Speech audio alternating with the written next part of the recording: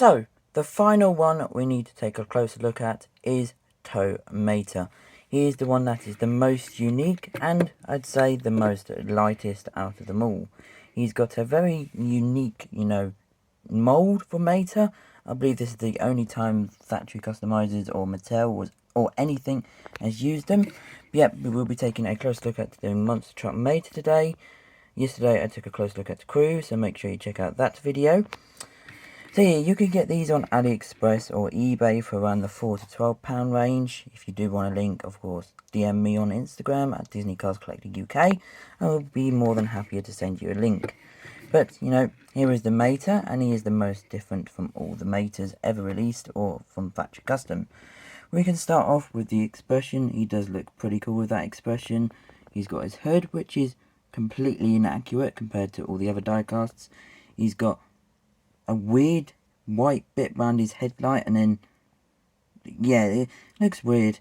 We've got the two front teeth at the front, which is accurate.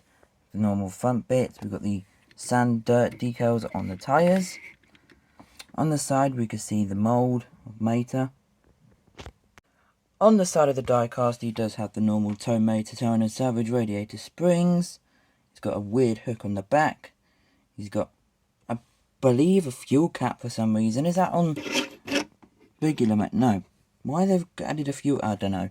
We've got suspension, we've got the engine, we've got the tyres. Of course, he's not a piston cup racer, so they got that one correct.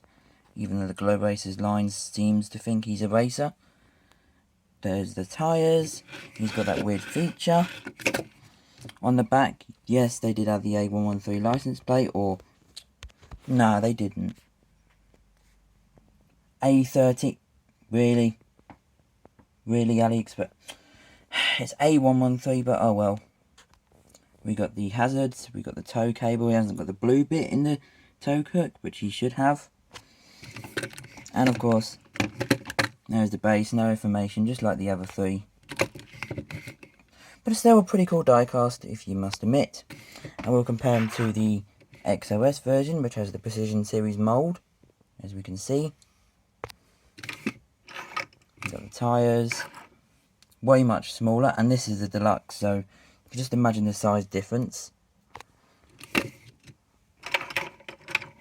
least Mattel know it's A113. Very nice.